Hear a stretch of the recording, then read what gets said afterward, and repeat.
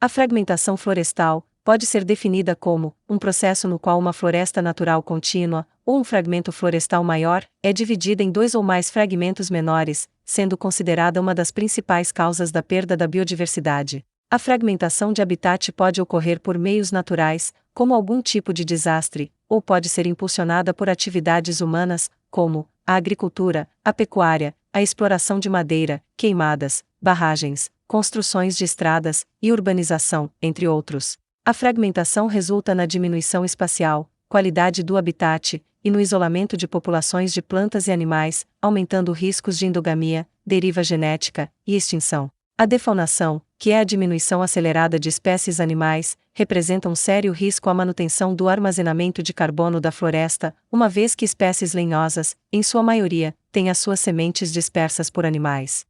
Sem bichos, a floresta morre. Um exemplo disso é a cutia, um roedor de pequeno médio porte, que se alimentam de sementes e enterram as restantes, sendo responsável por dispersar sementes de dezenas de espécies de árvores. Uma pesquisa brasileira comprova que a presença de mamíferos frugívoros de grande porte, como o queixada, tornam florestas até 95% mais férteis. As fezes e a urina desses animais são responsáveis por aumentar os níveis de amônia no solo, uma forma de nitrogênio. Populações de animais de menor mobilidade como primatas arbóreos, também são sensíveis à fragmentação do habitat, pois dependem da cobertura de árvores para mover-se e tornar-se geneticamente diferenciados. A constante destruição e fragmentação de habitats são também ameaças para predadores, como a onça-pintada, devido à diminuição da base de presas naturais. A fragmentação não afeta apenas as espécies, mas toda a estrutura paisagística, com desdobramentos em serviços ecossistêmicos essenciais, tais como a regulação do clima, a qualidade do ar,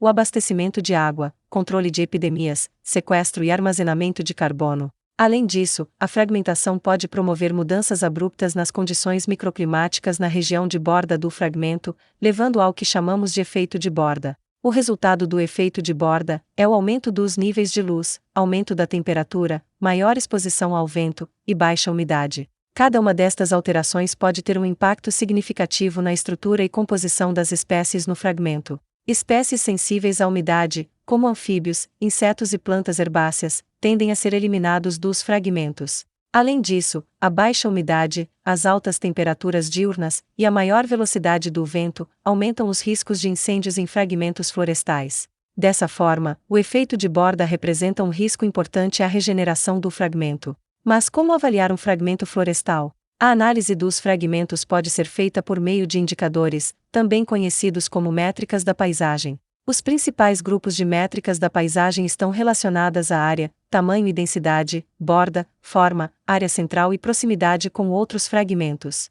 Esta análise é essencial para determinar quais medidas serão tomadas para garantir a segurança ecológica de uma região.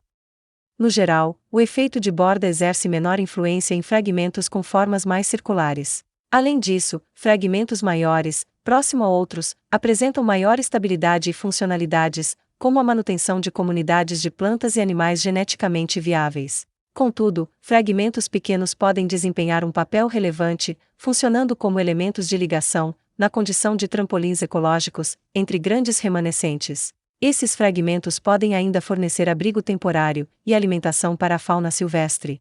Um método para atenuar a degradação das florestas e preservar os fragmentos remanescentes é a implantação de corredores de habitat de vida selvagem, corredores de biodiversidade ou corredores ecológicos.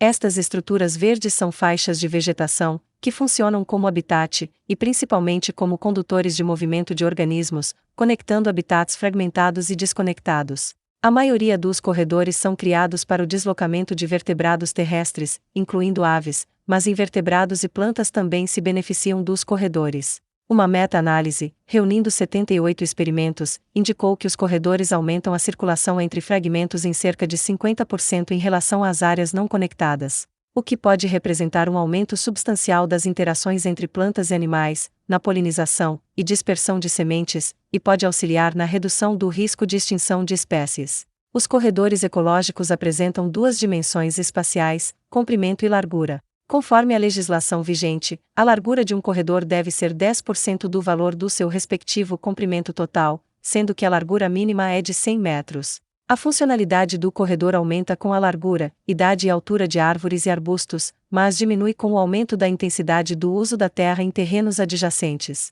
Fragmentos florestais inseridos em uma matriz dominada por pastagens degradadas, agricultura, solo exposto, estradas e paisagem urbana constituem um empecilho à passagem de um corredor.